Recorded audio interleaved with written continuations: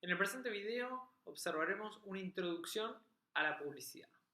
Para ello tenemos que comenzar diciendo que la publicidad es el medio para dar a conocer actos a terceros.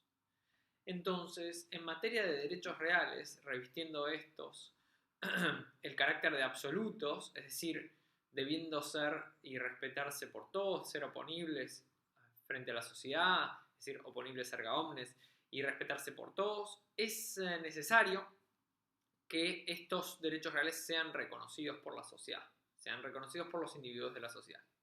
Ese conocimiento se cumple a través de la publicidad, ¿sí? Eso significa que la publicidad es el medio para dar a conocer actos, en particular esos actos son los actos tendientes a la extinción, modificación, transmisión, constitución, adquisición de derechos reales. Cuando hablamos de publicidad, debemos hacer referencia a tres elementos.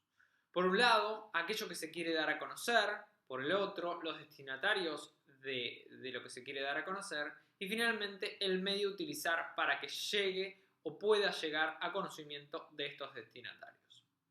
Lo que se quiere con la publicidad es dar a conocer estos actos o hechos. Los destinatarios son esas personas, individuos de la sociedad, y los medios consistentes es la actividad que se busca con el registro o su oponibilidad erga omnes.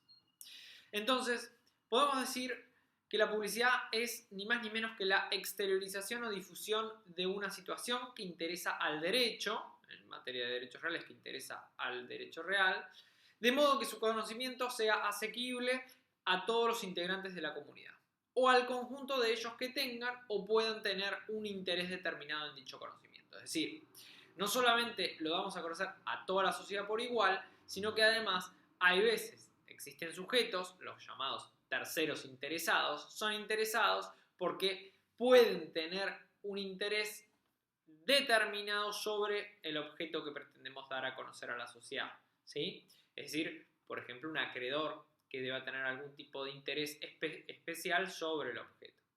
De esta manera, la publicidad, si hablamos de su naturaleza jurídica, es contada lo que es las distintas teorías en cuanto a su naturaleza jurídica.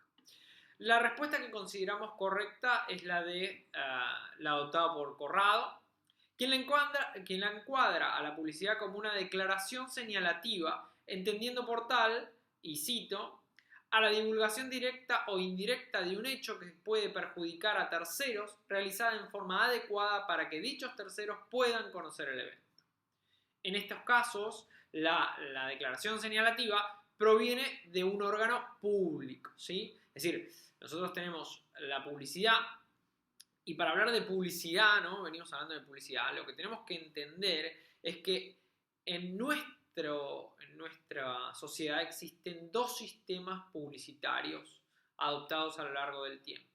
Un sistema no registral, ¿sí? El sistema no registral es el que no requiere la inscripción en ningún registro, ¿sí? Es decir, no es necesario, porque la publicidad se da a través de lo que conocimos a lo largo de varios videos como publicidad posesoria, ¿sí? De hecho, el artículo 1893 se centra en la publicidad suficiente y nos dice que para dar a conocer la transmisión, extinción, modificación de un derecho real, ¿sí?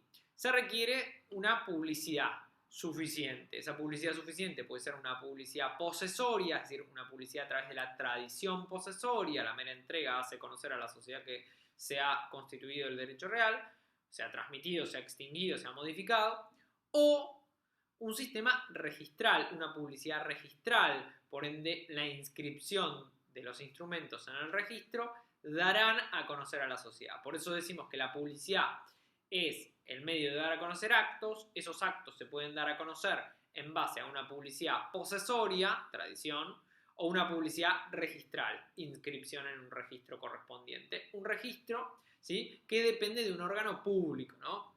En sí, en estos videos que vamos a ver dos registros, el registro de propiedad inmueble y el registro de propiedad automotor, ¿sí? Registros desde el punto de vista de dar publicidad de actos. Y veremos una pequeña introducción y una pequeña explicación a un registro también público, que es el registro de catastro, ¿sí? ¿Para qué sirve y por qué lo utilizamos? De esta forma, ¿sí? Recapitulando, la publicidad, que es el medio de dar a conocer actos a terceros, esos actos se dan a conocer en sí. El acto de lo que estamos diciendo es la extinción, modificación, transmisión, adquisición de un derecho real. Esos actos se dan a conocer mediante la tradición posesoria, si hablamos de una publicidad posesoria, o la tradición, o la publicidad registral, si hablamos de una inscripción en un registro. Por ende, existen sistemas no registrales. De tradición es un sistema no registral, ya que la publicidad se cumple no a través de la inscripción, como venimos diciendo, sino a través de otros medios. Este sistema y fue utilizado en Francia, que es el sistema de la tradición posesoria, ¿sí? La tradición como medio de dar a conocer los actos a la sociedad. Los sistemas registrales, ¿sí? Son aquellos que la publicidad se cumplirá a través de los registros, es decir, que por el medio de la inscripción se pone conocimiento de los terceros la existencia de un derecho real, ¿sí? En estos registros deben inscribirse todos los derechos reales que se constituyen, así como su transmisión, extinción y modificación.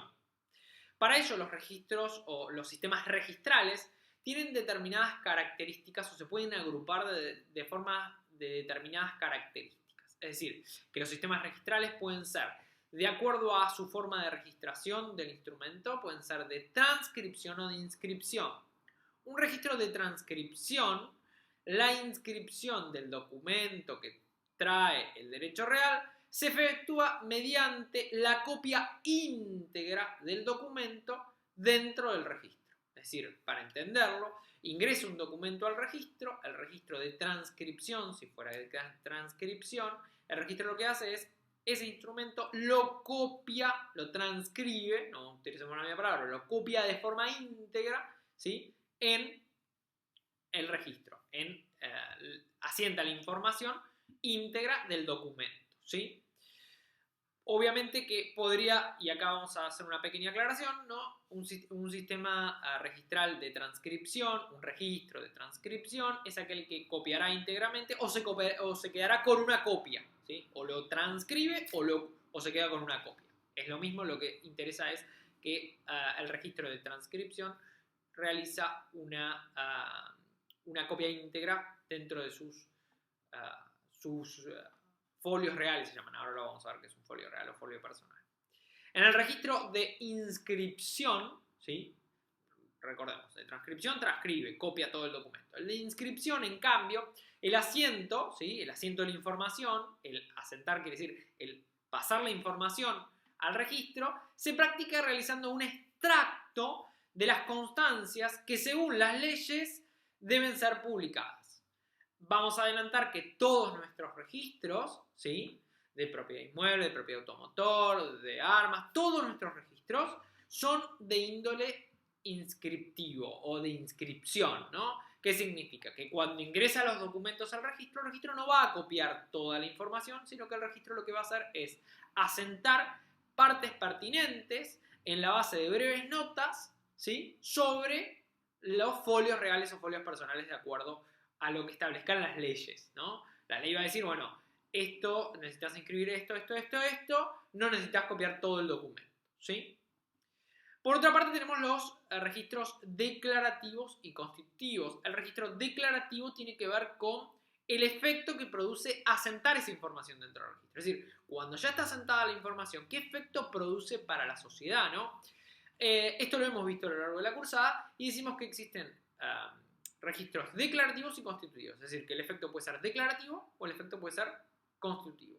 La distinción radica en cuanto a si el acto que se inscribe perfecciona o no el derecho real en la registración. Es decir, un registro declarativo, ¿sí?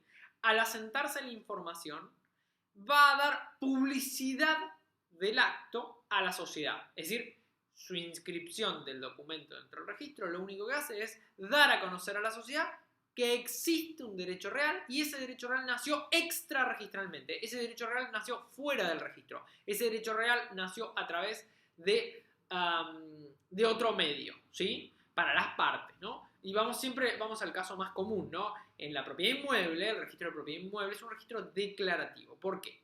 Porque para los inmuebles el derecho real nace con el título y el modo. El título es el instrumento revestido de las formalidades exigidas para transmitir un derecho real y el modo es la tradición posesoria.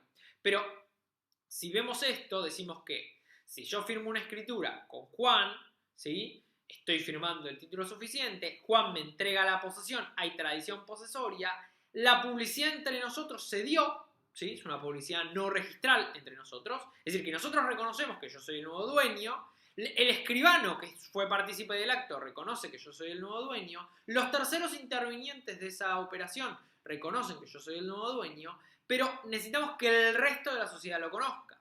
Entonces, como necesitamos que el resto de la sociedad lo conozca, dice que ese instrumento que hemos firmado debe inscribirse dentro del registro para hacer la oponibilidad erga omnes, para que el resto de la sociedad sepa que en este acto jurídico que hemos celebrado entre ambos se dio nacimiento al derecho real y al inscribir estoy declarando, estoy avisándole a la sociedad, miren que el derecho real nació entre las partes en este momento, ¿sí? Y no con la inscripción.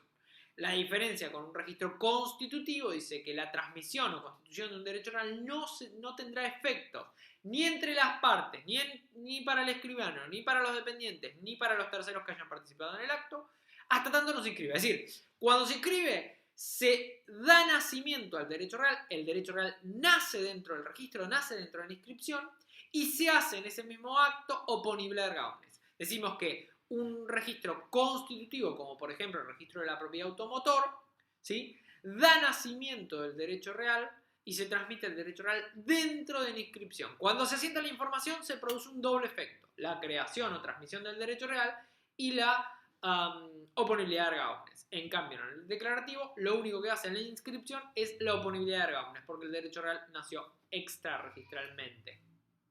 Otro de los tipos de registros que tenemos, ¿sí? Y se caracterizan en registros personales o registros reales, ¿sí? Esto tiene que ver con algo que hablaba antes, folio personal o folio real, pero vamos a entenderlo básico primero.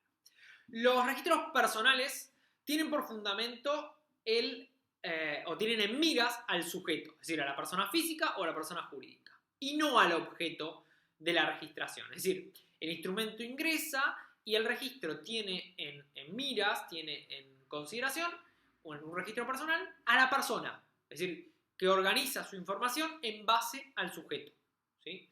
Un registro real, el eje, ¿sí? En vez de ser el sujeto, es el objeto, son las cosas.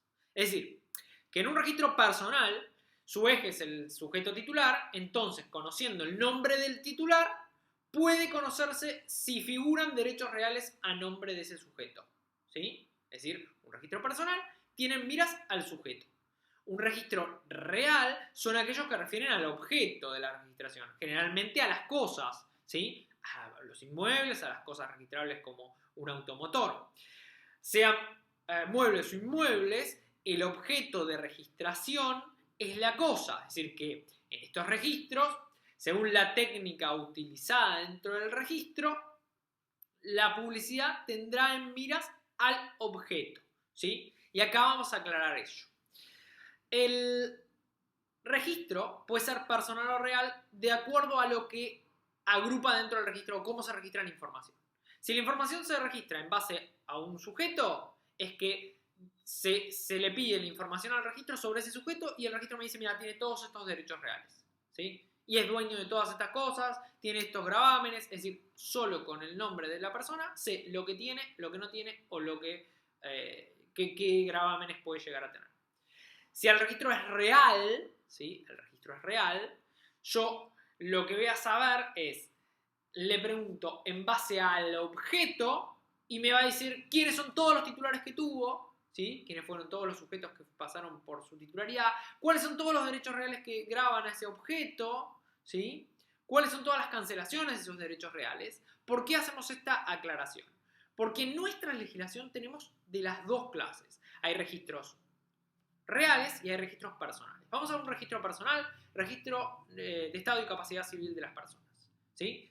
En el registro de estado y capacidad civil de las personas, que no es real, ¿sí? Es personal, el registro tiene en miras al sujeto. Entonces, ahí se inscriben los nacimientos, defunciones, matrimonios, divorcios, estado de capacidad, es decir, lo que se llama determinación de la capacidad, ¿no? Qué actos puede realizar y qué no.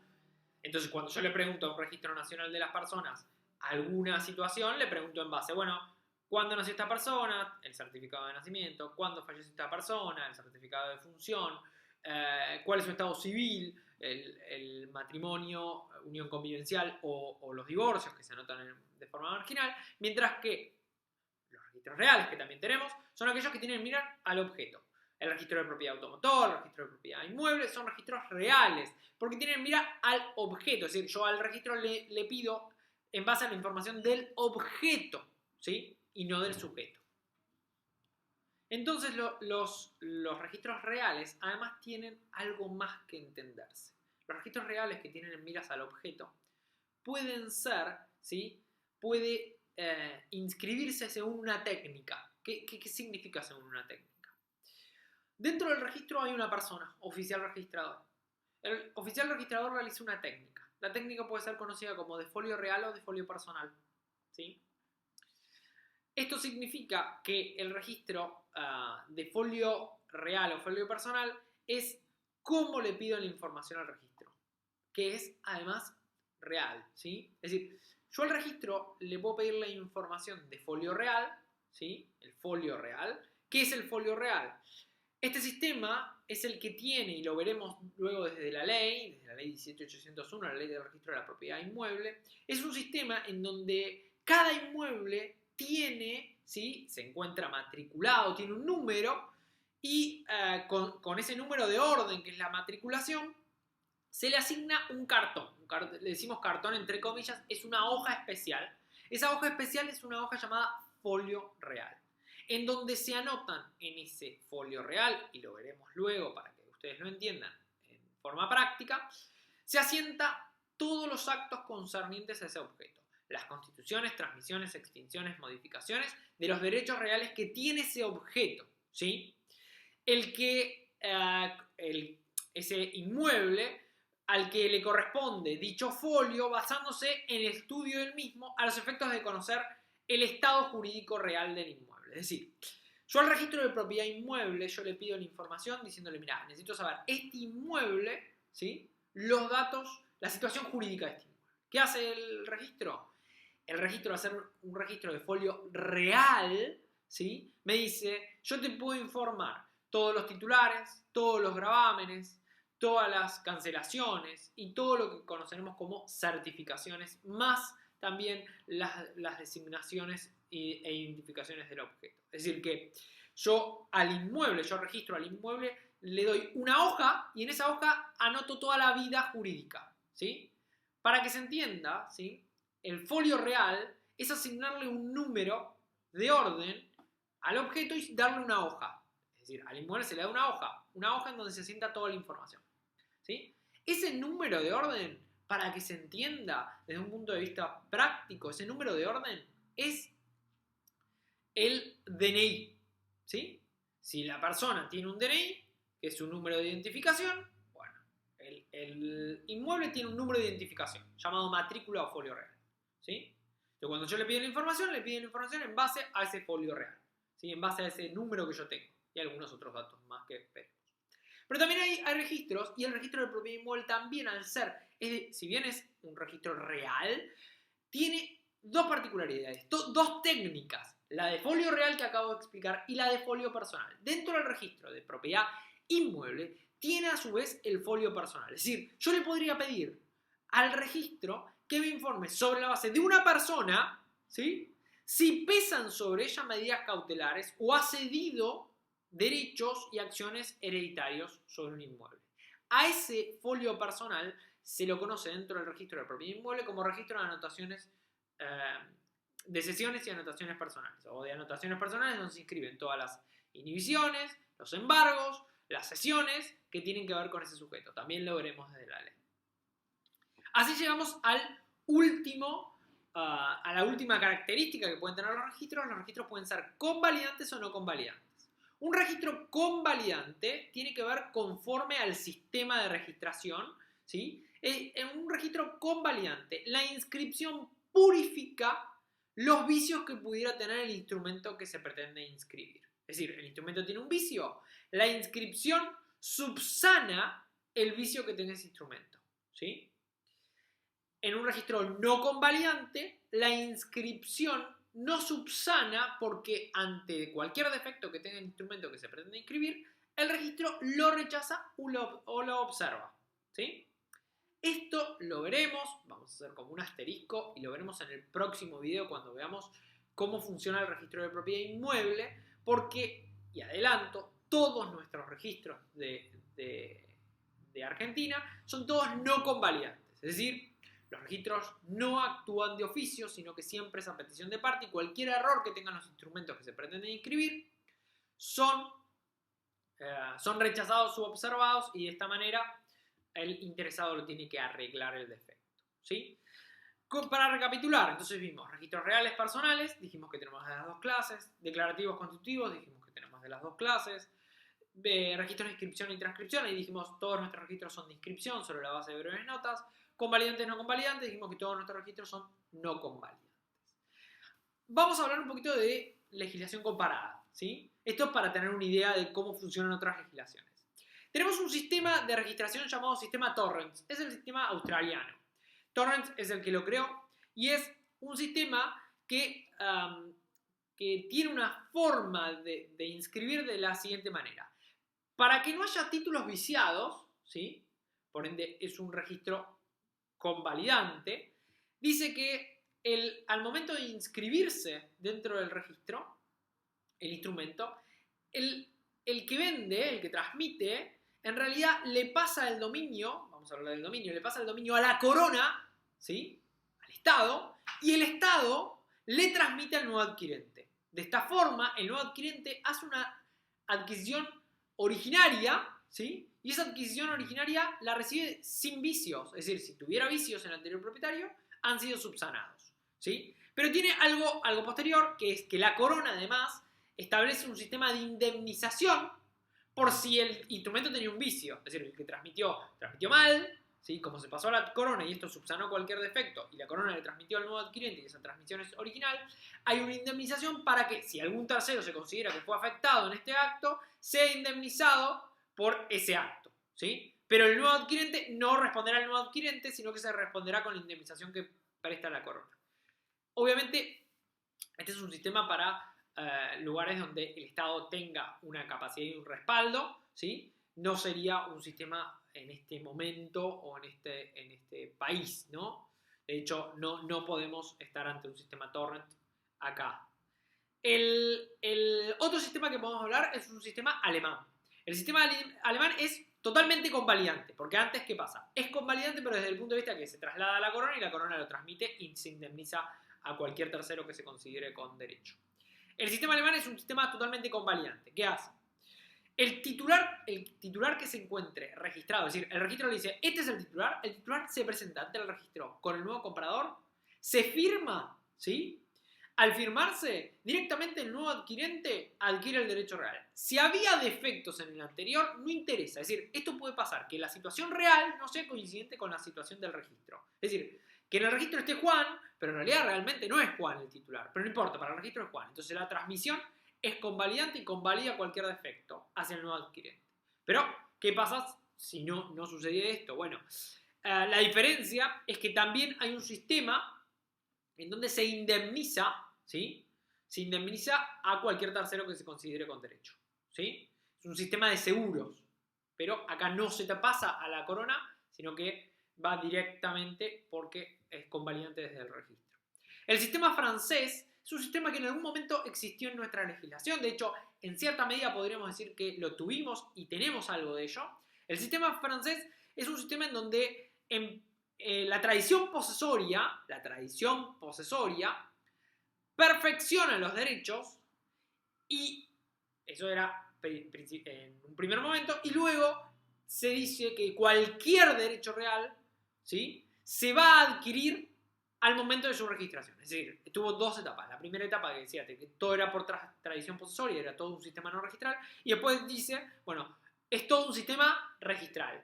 Es decir, toda transmisión, adquisición, modificación de un derecho real debe inscribirse para hacer perfeccionar el derecho real y para hacerlo oponible a erga omnes. Es decir, que es un sistema, el sistema francés, un sistema constitutivo, ¿sí? No es declarativo de ninguna manera, o sea que todo el sistema es constitutivo. Para transmitir cualquier derecho real o para que exista cualquier derecho real, siempre tiene que inscribirse, si no, no hay derecho real ni entre las partes ni entre terceros. Por último tenemos el sistema español. Este también, nosotros somos base del sistema español, ¿sí? Este también ha sido utilizado en nuestra legislación, en cierta medida. El sistema español decimos que es convalidante impuro. ¿Por qué decimos que es convalidante impuro? Porque decimos que, si bien, ¿sí? La inscripción no convalida los defectos, ¿sí? Es decir, se inscribe el documento, si el documento tiene algún defecto, el registro lo observa o lo rechaza. Hay determinadas circunstancias y excepciones que hace que el registro pueda convalidar algunos defectos, aunque la registración tuviera un defecto. Es decir, el instrumento tiene un defecto, el registro por regla general rechaza, ¿sí? U observa, ¿sí? Pero como es impuro, dice, existen en la ley hipotecaria española, ¿sí? En el artículo 34 de la ley hipotecaria española, existen excepciones a que no sea convalidante, ¿sí? ¿Cuáles son las excepciones? Por eso decimos que es convalidante impuro. Son, por ejemplo, si el tercero adquirente es de buena fe y a título oneroso, ¿sí? Excepción, se inscribe igual, ¿sí? Y se convalida la inscripción. Es decir que en estos casos vemos cómo es un sistema convalidante impuro, pero en realidad es regla no convalidante con excepciones, por eso decimos que es impuro. De esta forma llegamos, y para cerrar este video, llegamos a nuestra legislación, ¿no? Y dejamos abierto para los próximos videos, que es la ley 17801. Para ello tenemos que hablar un poquito de los antecedentes. Nuestros antecedentes dijimos que son del derecho español y francés. Nuestros antecedentes es un sistema, desde que comienza el código en 1871, el código Vélez-Sarsfield. El código de Vélez-Sarsfield establecía un sistema de tradición posesoria. Es decir, la publicidad se daba por la tradición posesoria. La mera entrega del objeto perfeccionaba el derecho y hacía oponible erga omnes. Es decir, existía un deber por parte de la sociedad de abstención. Salvo 31-34 del código Vélez-Sarsfield, salvo una publicidad registral para las hipotecas. ¿Por qué? Porque las hipotecas no había posesión. Entonces, no va a haber posesión en un derecho real que requería ser inscripto. Entonces, daba la necesidad de la inscripción para las hipotecas. Es decir que todos los derechos reales se constituían, se transmitían, se extinguían por la tradición posesoria, ¿sí? Salvo el derecho real de hipoteca, que se requería la inscripción en un registro. O sea que su publicidad era registral. Con el devenir del tiempo, las provincias, que ya tenían un registro creado para las hipotecas, se empezaron a arrogar facultades y empezaron a establecer que distintos derechos reales también debían ser registrados en esos registros. Supongamos, ¿no? Mendoza tenía su registro de propiedad inmueble de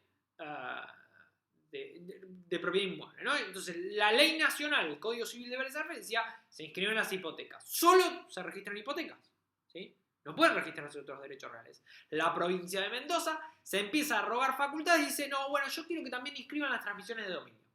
Yo quiero que también se inscriban los usufructos. Yo quiero que también se inscriban estos. Porque si no, no hay publicidad. Es decir, que se está arrogando por sobre el Código Civil, un código nacional, de fondo, facultades en su forma, que son leyes inferiores a un código nacional, es provincial. Entonces, acá tuvimos un problema, que